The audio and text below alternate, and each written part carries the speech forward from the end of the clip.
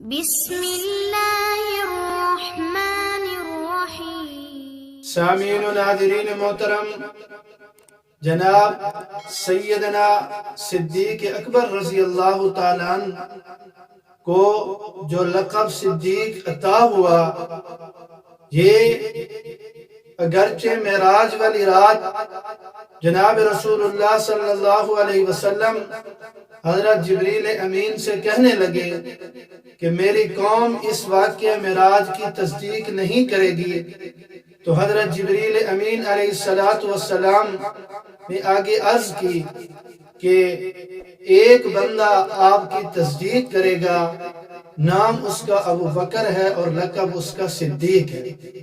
تو یہ جو صدیق لقب جناب سیدنا عبداللہ ابن عثمان ابو قحافہ یعنی ابو بکر کو ملا، تو یہ آسمانوں میں بھی ان کا نام صدیق تھا۔ چنانچہ حضرت ابو ہریرہ رضی اللہ تعالیٰ عنہ کی ایک روایت موجود ہے کہ جناب نبی کریم صلی اللہ علیہ وسلم کے پاس انصار و مہاجرین صحابہ کرام رضوان اللہ تعالیٰ علیہم اجمعین تشریف فرماتے کہ سیدنا ابو بکر صدیق رضی اللہ تعالیٰ عنہ اپنے بچپن کا واقعہ سنانے لگے اور عرض کی، یا رسول اللہ صلی اللہ علیہ وسلم، میرے والد گرامی زمانہ جاہلیت میں مجھے بت خانے میں لے گئے اور بتوں کی طرف اشارہ کرتے ہوئے مجھے یہ کہنے لگے کہ یہ تمہارے خدا ہیں، انہیں سجدہ کرو۔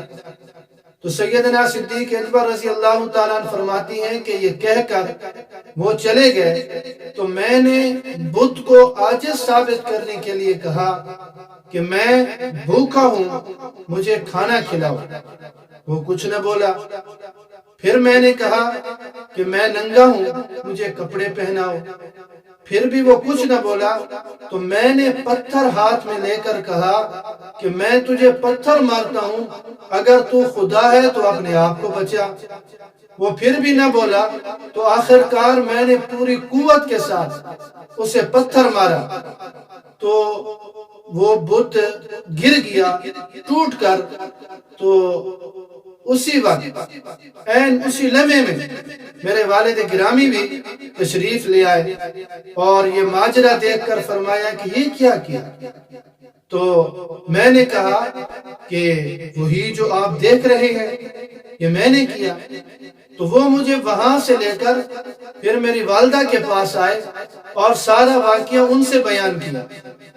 تو والدہ محترمہ یہ کہنے لگی کہ اس بچے کو کچھ نہ کہو، جس رات یہ پیدا ہوئے تھے میرے پاس کوئی نہیں تھا، تو میں نے ایک آواز سنی، کوئی کہنے والا یہ کہہ رہا تھا، یا امت اللہ للتحقیق ابشری بالولد العتیق اسمہ فی السماء صدیق لمحمد صاحب ورفیق، کہ اے اللہ کی بندی، تجھے خوشخبری ہو اس آزاد بچے کی جس کا نام آسمانوں میں صدیق ہے اور جو محمد صلی اللہ علیہ وسلم کا ساتھی اور دوست ہے۔